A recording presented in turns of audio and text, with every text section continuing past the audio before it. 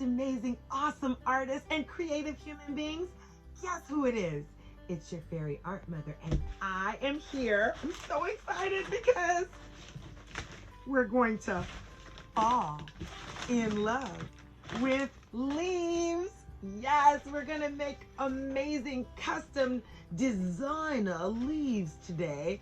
And fall is in full swing. I've got my pumpkin patch here. I've got my sidekick, Agnes. Say hi, Agnes. Hello. And we are going to create a wonderful mixed media art project where you make your own leaf. And let me show you what that looks like. So we have our designer leaf, and what we're going to need for this project is we are going to use all the things that we've been studying in the 7 elements of art, right? So we have line, shape, right? A natural shape. We're going to be using color. We're going to be using some texture, and we're also going to be using some patterns and just a different things to really kind of give our leaf some pop. Okay, so are you guys ready? Here's what we're gonna need. So number 1, we need watercolor paper. Number 2, we need watercolors. Number 3, we need a water jug with your brush. Make sure you have a brush, and a paper towel would be nice too, right? And we're gonna use either crayons. The wax in the crayon's gonna help us resist when the watercolor like oozes and goozes. And then we're also going to need, if you don't have crayons, or what we would prefer is if you can use an oil pastel, okay? The next thing that we're going to need is a black permanent marker, okay? So watercolor paper, watercolors, watercolor brush, black permanent marker, and oil pastels. But if you don't have oil pastels, you can use crayons. That sounds good. Now the last thing, and the cherry on top. Okay, let me show you this. This is so cool. Then you can use, what is it called? Salt. You can go ahead and we can use salt, and check this out. It creates this really cool effect on your paper. So if you want more texture, then let me just show you some examples. So we have this one, we have this one. You can create any color background. This one, it can go this way, right? So these are just really cool examples. And let's say you want to do some color, excuse me, and you want to do, you can also do something like this where it's some color and some black and white. The key is that you have the pattern in your leaves. So let's get started.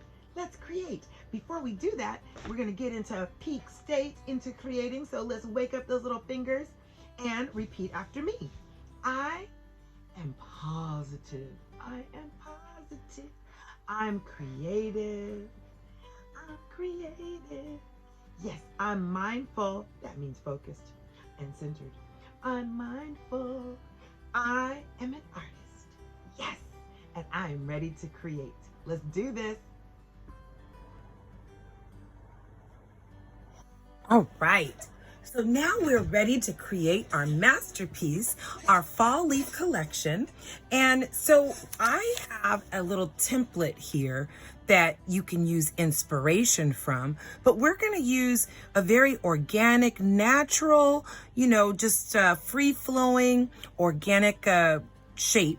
And what I want you to do is you can create any shape that you want. It doesn't have to be like this, but let's look at, we have our top, we have our little, sides here, and they match kind of like butterfly wings everywhere on both sides. So it's very symmetrical. Okay, so let me give you some examples. Now what we're gonna do is we're gonna do our outline of our leaf, but I want you to also notice that we're using different colors. We're not using the same colors by each other. You can if you want to. And we have different patterns here too, right? So we have stars or dots or hearts or swirls or zigzags or crisscrosses. It's totally up to you what pattern you want to use for your leaf. Now, I want to show you, that you can actually look up different shapes. So maybe you want to do circles or triangles or squares, or maybe you want to do like a moon shape for your leaf. But also you can do some that are in color and some that are actually in black or white. It's totally up to you. You can also use lines. So remember we talked about vertical lines, diagonal, horizontal, wavy, scalloped, zigzag, curly, dash, dab, dotted, spiral, thick, thin, crisscross. You can just, the possibilities are literally endless. So this is, a line is what? A path created by a moving point, or what I like to say is a dot taking a walk. Yes. So I want you to get creative, and let's just go ahead and start, and then let the inspiration kind of take over. So I'm going to grab my watercolor paper, which is right here. I have my black Sharpie pen, and I'm going to go ahead and look at my inspiration leaf. Now, what I want you to do is I want you to put this kind of on a diagonal, not straight up and down. So when we look about putting the leaf first, we're going to put the vein of the leaf first, which is the center. So I'm just going to go ahead and start here and go straight up. Okay. Then what I'm going to do is I'm going to put a little dent in here right at the top, and a little wiggle here, just like so. And now I'm going to go ahead and design my leaf. I am now a leaf designer. Here we go. Did you hear about the one where there was a big leaf and it was bullying the little leaf, and the little leaf said, "Leave me alone"? I know, I've got a million of them. Here we go. So that one kind of got a little Willy Wonka, but that's okay. This is good. So now I've got my leaf, notice I didn't even sketch it. I just went for it. So right where things start to kind of come in, I'm going to start dividing my leaf into sections. So I have 1, 2, 3, 4 sections here, and 1, 2, 3, 4 sections here. You can divide them in as many sections as you want, but just for the purposes of this lesson plan, I'm going to go ahead and put a diagonal, like the veins are coming out. So now that's it. I'm done with my black Sharpie. Now, if you didn't have a black Sharpie, you could use the black, what is it called? Oil pastel, and that would be fine too. So now what we're going to do is we're going to decide what lines and shapes we're going to fill in to design our leaf. And I want you to think of all kind of really cool, varied patterns. So I'm going to start here, and I'm going to do some, well, let's just do the obvious suspects. I'll do some circles. That's easy. So we want to do the same shape over and over. That's a repeated, we're making a pattern. So again, I'm just doing all my little circles. And what you want to know is that when you do your patterns, you want to make sure that you don't use orange next to orange. Try to change it up. So I'm going to go on the exact opposite of the color wheel here, and I think I'm going to go for blue. And what I'm going to do is I'm going to do a really cool, just wavy line. I'm just going to do a wavy line. What are you going to do? So now go ahead and you can start on picking out your patterns, right? And they don't have to be exact. We're just having fun with this. And what's happening is the oil from the oil pastel, or if you're using crayons, the wax from the crayon, when we put our watercolor down, it's actually going to resist the watercolor. So I think I'm feeling kind of swirly whirly. So I love a good spiral. So I'm going to go this way and this way.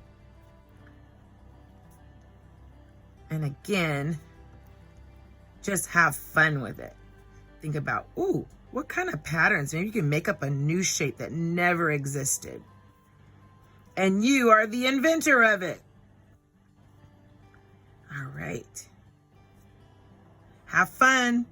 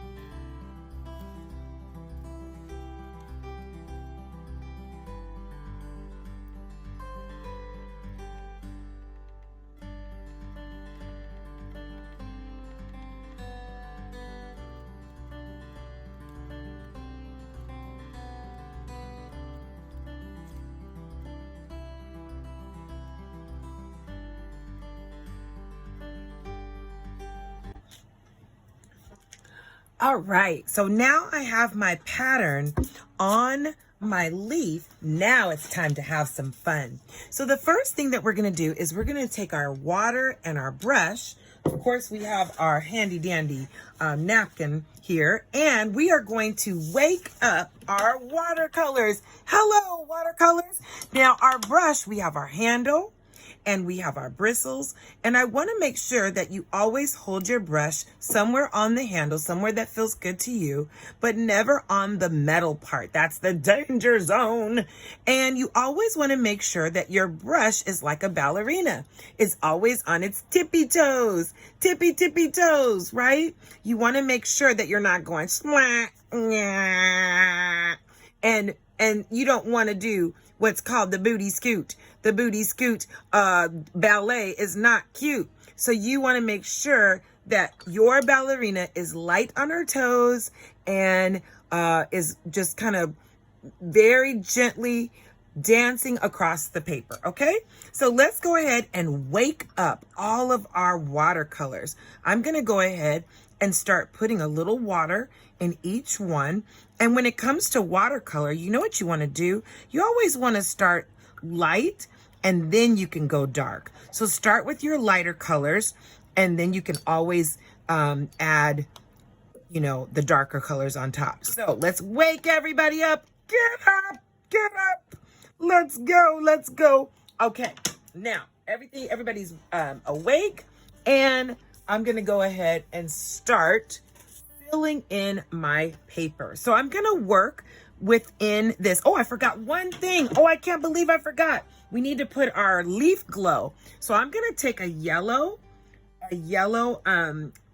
oil pastel, and I'm gonna go around my marker like the leaf is glowing.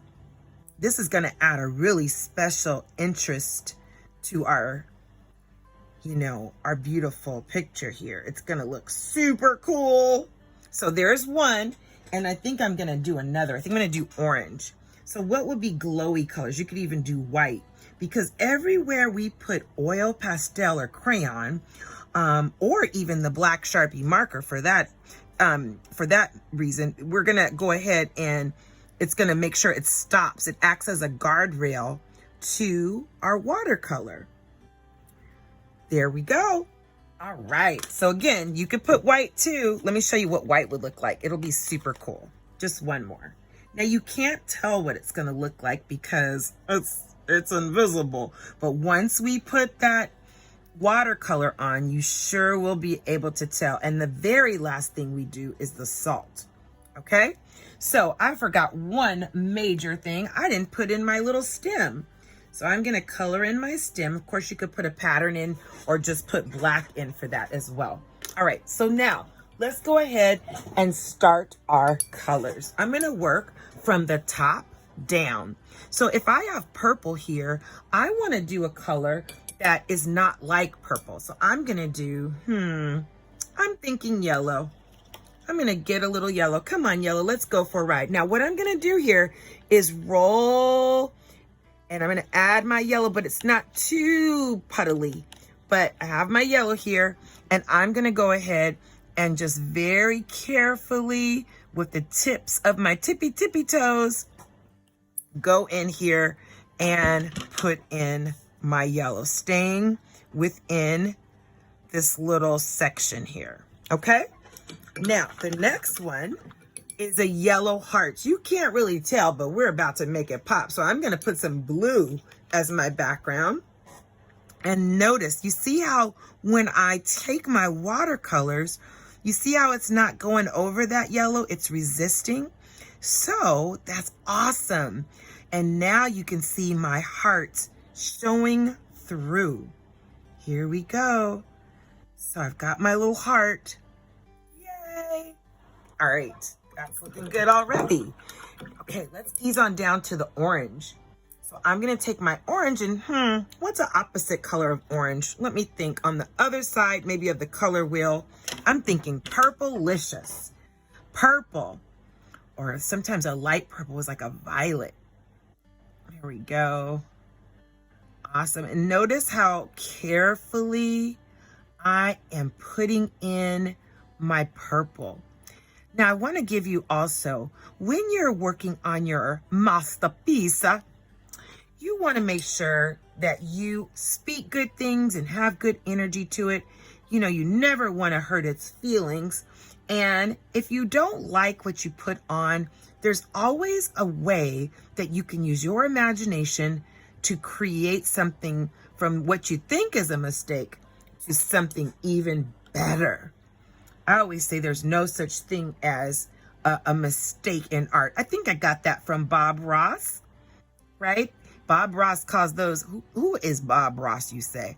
Bob Ross is an amazing art teacher, and he used to teach landscapes. And he used to say that sometimes mistakes are just happy little accidents. So that's what I love. Okay.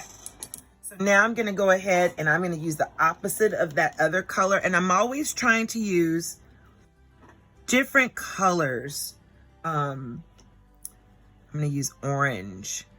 So something totally different, right? Or contrast colors. Here we go. So go ahead and fill up your entire leaf, and then we'll do our background.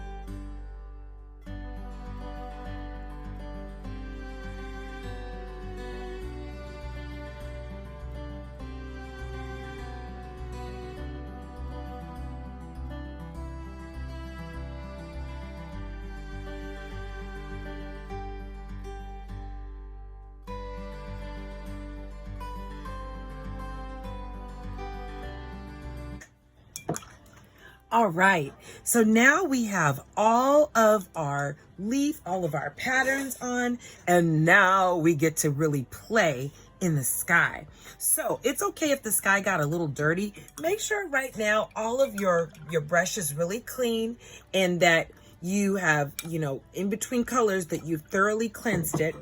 And so you can actually do multicolors. Let me show you.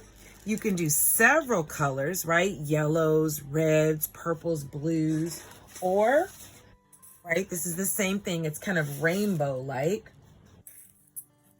Or you can just do a few colors. It's totally up to you how you want to do your sky. So first thing I want to show you is we're going to do a technique called wet on wet. So now we're not going to just put wet paint onto dry paper. We're actually going to take our clean brush and we're going to work in sections, and I'm going to brush, basically like mopping the water across a little section at a time.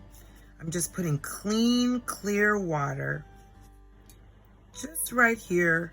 Not too much where it's making a puddle, but enough to where the paint is going to bleed out. Okay? So here we go. I think I've got a nice little section right here. So the first thing I'm going to do is I'm going to do shades of blue. So I'm going to grab my blue and look at that. It's just going to make little bursts of color. And I'm just dabbing, dabbing, dabbing, dabbing, dabbing, dabbing. I'm going to go over this line, my little guardrail line, because again, it's going to resist it. It won't even hurt it, which I love. I'm gonna just work in sections. So I want it to slip and slide and glide. And check this out.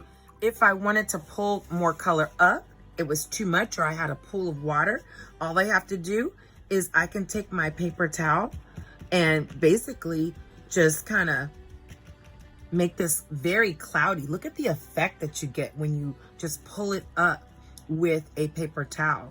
Or I could add more water and introduce another color to it, right? So I could bleed into this another color and they could be like super cool friends, right? So they're all like, hey, how you doing? What's going on over here? And there you have it. That looks super cool. I think I'm gonna leave it like that. So now all you have to do is go all around your paper, one section at a time. Remember, make sure your water is as clear as you possibly can get it, like this. And on the next video, we're going to show you how you can do a collection of leaves and a few other really cool techniques. So let's go ahead and finish this one, and then you can check out the next really cool leaf project. Oh, I have another leaf joke for you.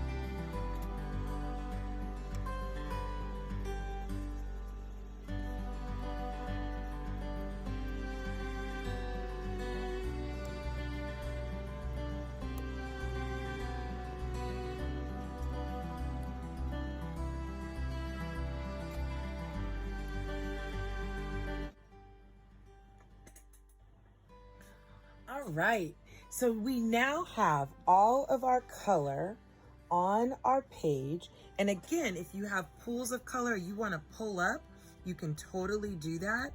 I'm gonna go ahead and just put a little bit of more water. And the last thing that we want to do is add our salt. You don't have to do that, but it really does.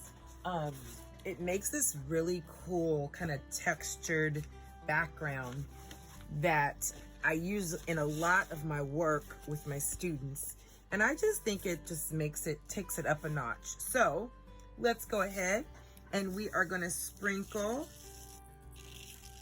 a little salt in the background. I'm not doing it necessarily on my pattern of leaves. I'm just doing it right in the sky area. And I'm gonna let this sit and the water will absorb all of it. The water's just gonna go nom, nom, nom, nom, nom, nom, and it's going to explode onto the paper, which I love. And I think you will really dig the effect that it's going to have. Okay, so we'll let that sit, and that is our fabulous fall leaf project. Now, I got a couple more corny jokes to tell you. What type of fish falls from the trees? A jellyfish fish. I know, it's crazy. What about this one? What did the tree say after he made an offer? Take it or leave it. Oh yeah. How old was the tiny tree? Well, it was near leaf 5. Okay, I'm done. I know. Have a great time. I can't wait to see your amazing leaf pictures.